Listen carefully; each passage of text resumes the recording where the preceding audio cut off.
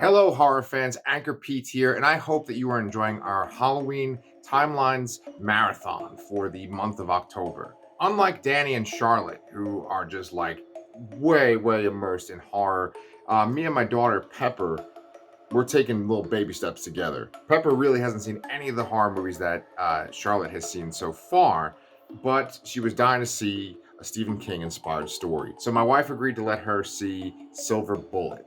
On the day that I'm releasing this, which is October 20th, there's going to be a full moon, and it's going to be the Hunter's Moon. Did you know that every month there's a different type of full moon? Well, for the month of October and spooky season, they have the Hunter's Moon. So with that, I think we should pay homage to the werewolf that's hunting Gary Busey and Corey Haim and his sister in Silver Bullet. So sit back and relax and enjoy mine and Pepper's review of Silver Bullet. And also, if you have not liked and subscribed to the Lastercast, let's get on it because Danny and I have a lot more videos and a lot more special guests for the month of October covering all the different movies in the Halloween franchise. Hey guys, it's ANCHORPETE and Pepper, and today we are going to be reviewing Silver Bullet. Welcome to the Lastercast, and let's dive into that. That's right, guys. Whoa, Pepper did her first intro. As Pepper said, we are reviewing Silver Bullet, which is based on a Stephen King novella that came out in 1983 called Cycle of the Werewolf. Now, I haven't read that novella, but I did look it up and researched it, and it sounds like it's pretty similar to what we saw in the movie, but with a few exceptions. We are big fans of Stephen King on the Lastercast channel. And Pepper, I think that was your first Stephen King movie you've ever seen, right? Yeah. So, were you scared? No, I thought it was a little gross sometimes. Like, when that woman who was pregnant was getting killed. I thought that was horrible. You were scared. That's Sherry T from the ANCHORPETE channel just chiming in like she does from the Peanut Gallery. But the thing is that Pepper is kind of lying. Pepper did have her hands over her eyes a couple of times. I think that she was scared about Silver Bullet the way that Charlotte was scared about Insidious. So I don't blame her, though.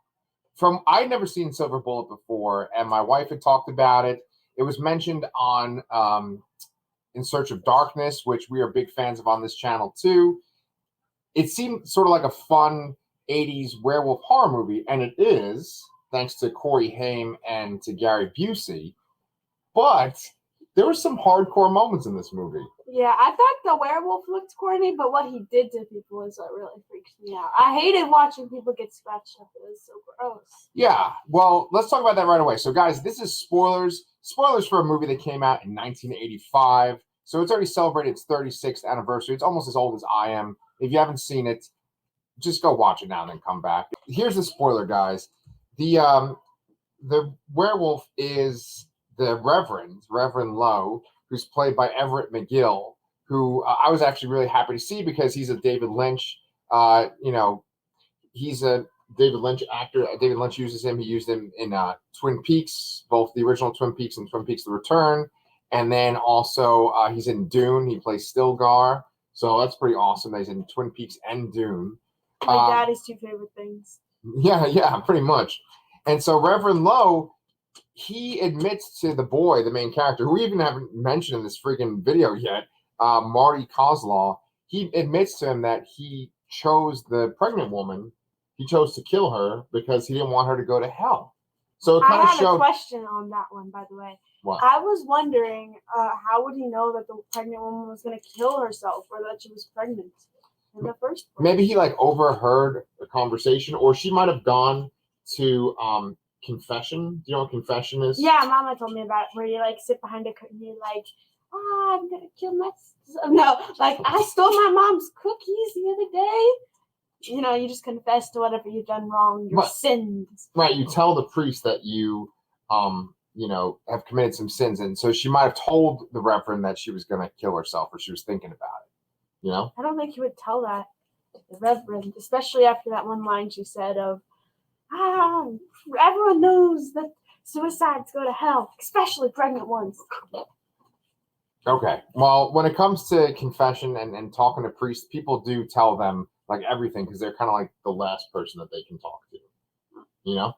So anyway, so she kills that. He kills her. He killed the one drunk guy in the very beginning. Like you said, he knocked the guy's head off, right? Mm-hmm.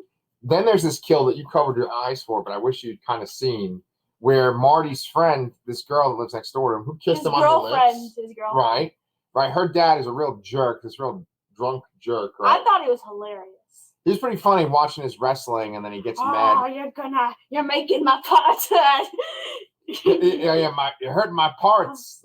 He said something like that when he was watching the guy hit the other guy in the crotch in the wrestling match. But he also talked about pots, not just parts. He talked about his like flower pots. I guess he was either a guy that made flower pots or he was a gardener. I assume the latter of the two, though. Oh, the latter. Look at you. So grown up. I like that. Yeah. So he goes out with like his gun that shoots rock salt, and he's like, I'm going to blast off their ass. And he goes into talking about his pots. Those pots, they're being loud again. Yeah, they're breaking my pots. And I thought that was a great scene. It was too bad that you covered your eyes because like the werewolf came up through the wooden floor, and then he pulled him down. And when he pulled him down, the guy like impaled himself onto a piece of wood, a jagged piece of wood. Like on purpose? Like, oh, I'm gonna die. No, he kind of like fell like this, and he went, oh, and then he got the wood right in him. So I just thought that was a cool kill. I thought that was well done. I think we should mention like the 3 best characters of the whole thing. Yeah, we probably should talk about the main characters. I mean, I don't really like the girl that much, gonna be perfectly honest. You don't like Jane? Yeah. Coslaw? Jane Coleslaw. Coslaw. Anyways, yeah, she was just so rude to her brother because he had a disability, which really annoyed me the entire time. Oh, man. I thought he was a good kid.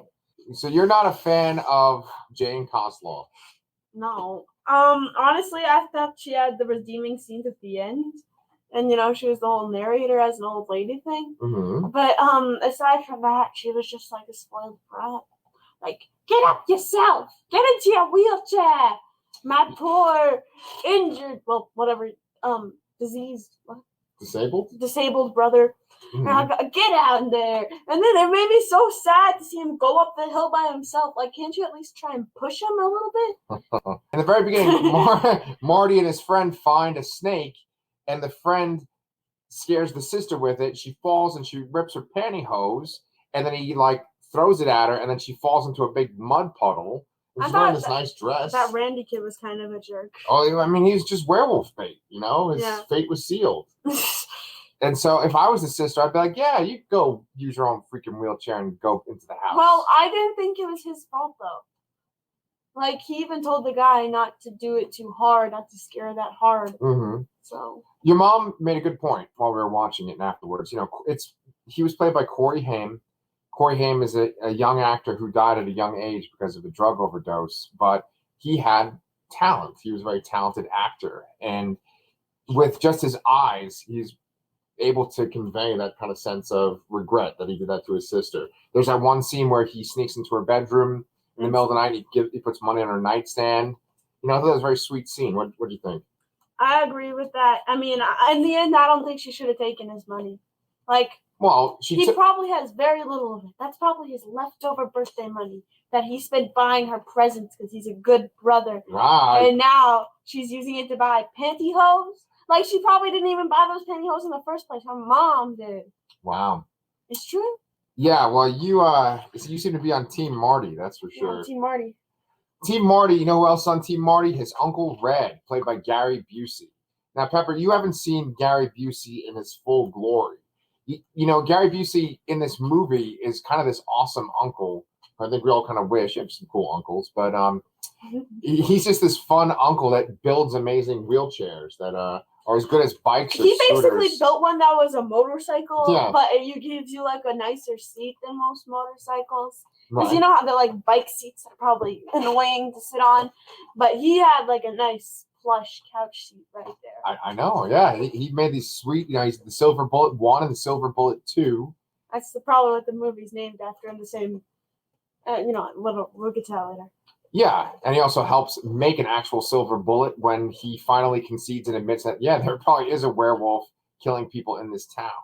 So he's a flawed uncle. He has been married and divorced 3 times. He's a drunk.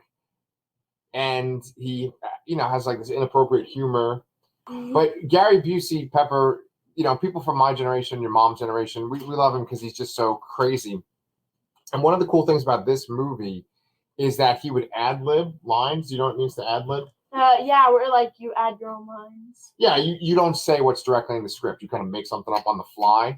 Yeah. Like Bill Murray from Ghostbusters, Peter Venkman, he would do that. I heard that Draco Malfoy did it too in one scene in Harry Potter. Okay, well there you go. That's an example. So anyway, Gary Busey in this movie, he would ad-lib the lines, and so like which lines?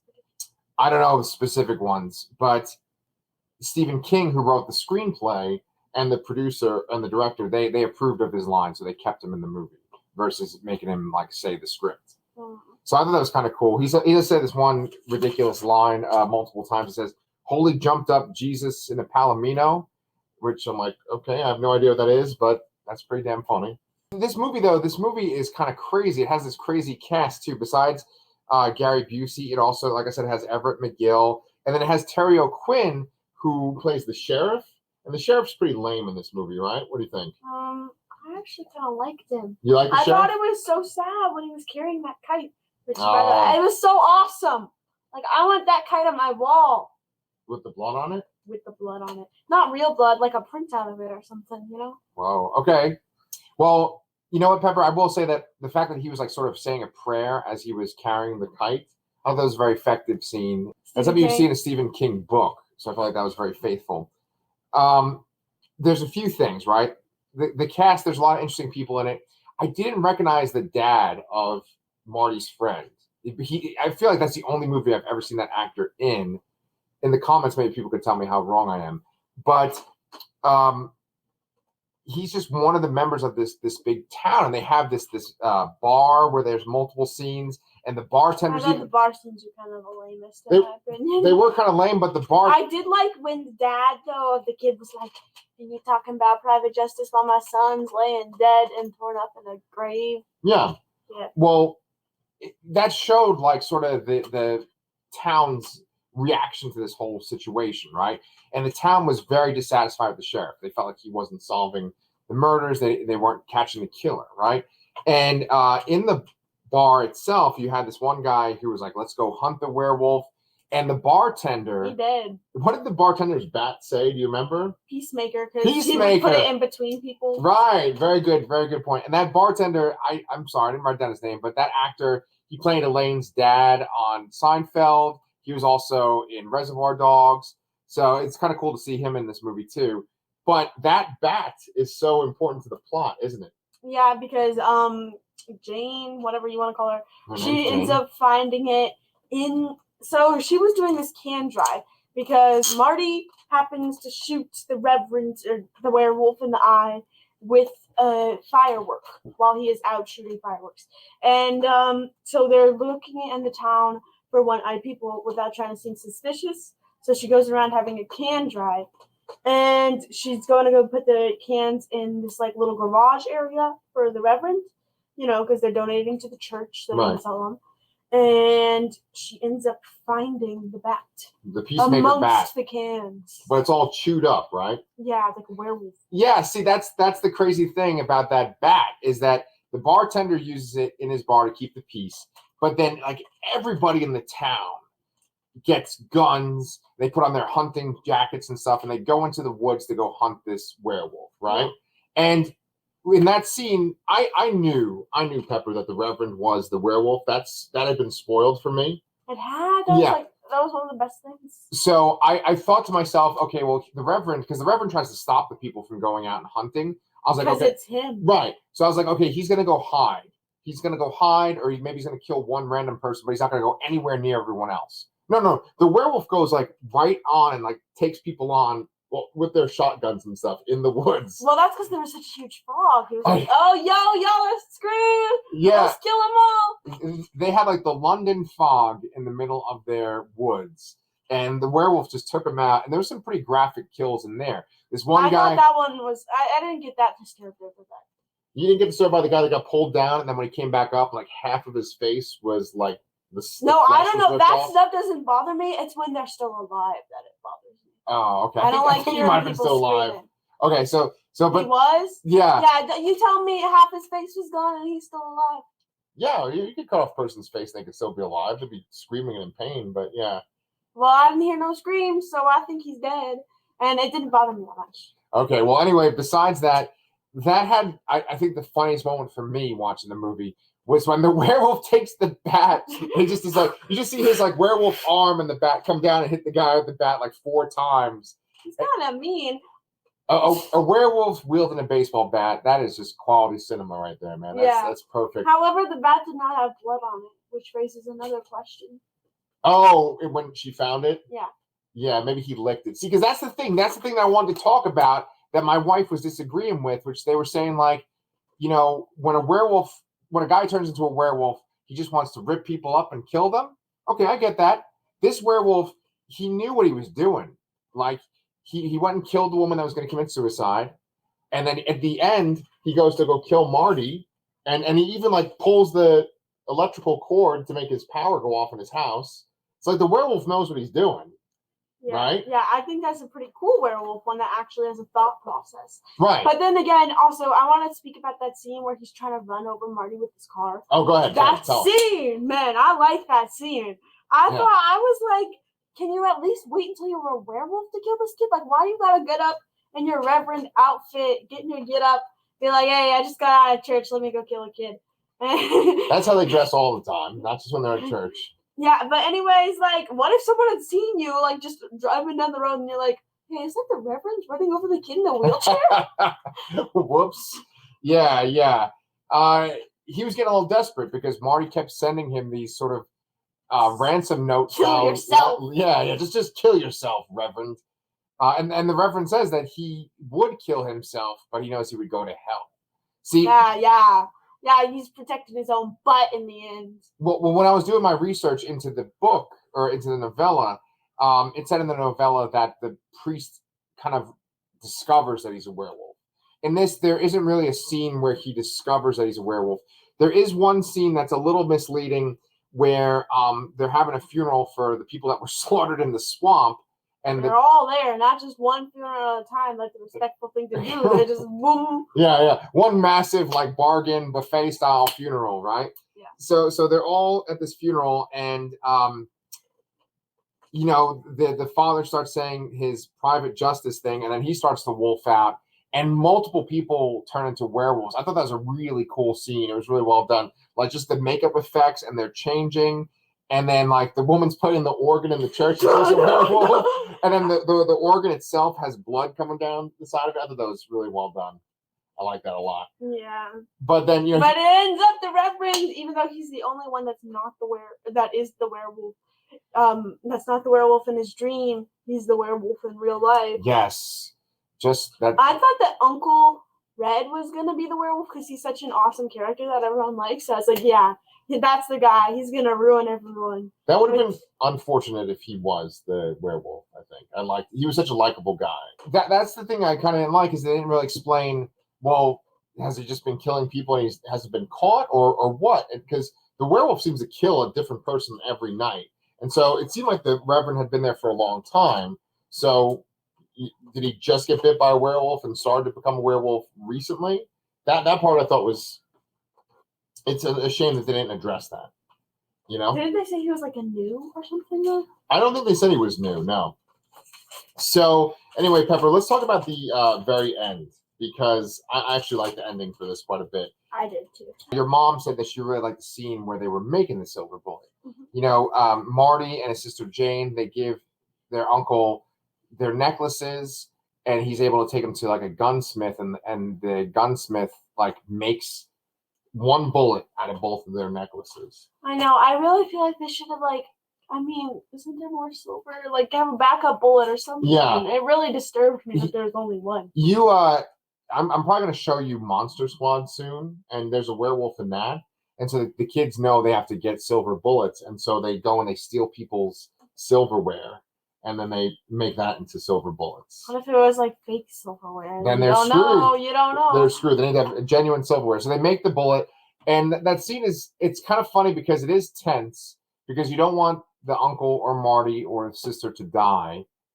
But then it is kind of stupid, too, because the uncle, like, stands up and he's like, I'm so stupid. I feel like a horse's ass. And he takes the gun out of takes the bullet out of the gun. And it's like, come on, dude, what are you doing? And then the power gets cut out. It's because he doesn't want to believe that there's werewolf. Like Right. human instincts to be like, oh, that's not true. I didn't just see someone get murdered. he does that after the girl says, I saw the werewolf out the window. Well, he could have, if it was me, I'd probably just think that she was like terrified and she was like kind of hallucinating. Yeah. So the werewolf jumps in and he attacks them. And another thing that he does is he does the thing where like he's been like knocking people's heads off. He's been slicing people up. But in this, he chooses to pick up the uncle and throw him. You know what I'm saying? Well, he has like different methods of killing. He literally hit a guy with the baseball bat. Head. He's like, "Where's my baseball bat? I want to use it to." He used it to kill the sheriff too. He used the baseball bat again. Oh yeah. He was like, "I like this baseball bat. I could get used to this." His peacemaker's off the chain. So he beats up the uncle, and then they go to find the bullet because the uncle drops the bullet.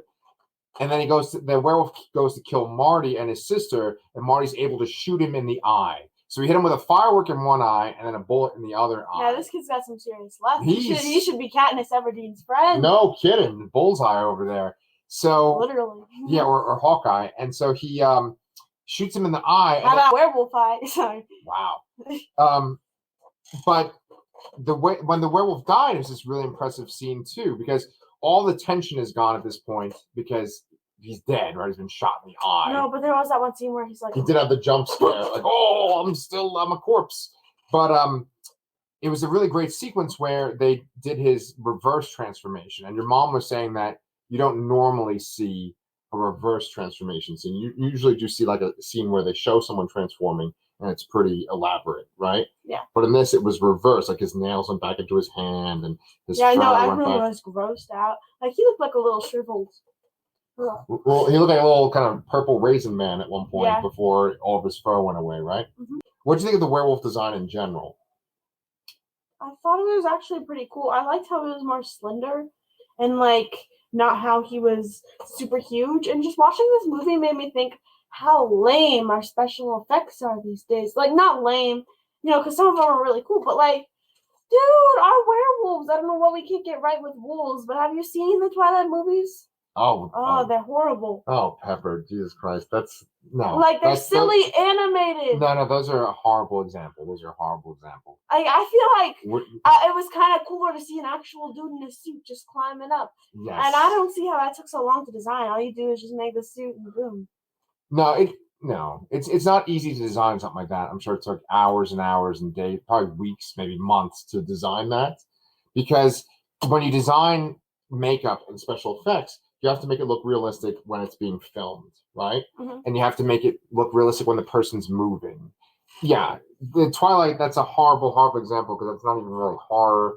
And I know. I'm just saying that like that the movie, that our creature from this 1980 movie looks a lot cooler than some modern effects that we have these days. The more older movies, like movies from my generation that we show you, you'll see that realistic, practical special effects, because they're like really on the screen, they're really filming them, are better than the digital effects that we see.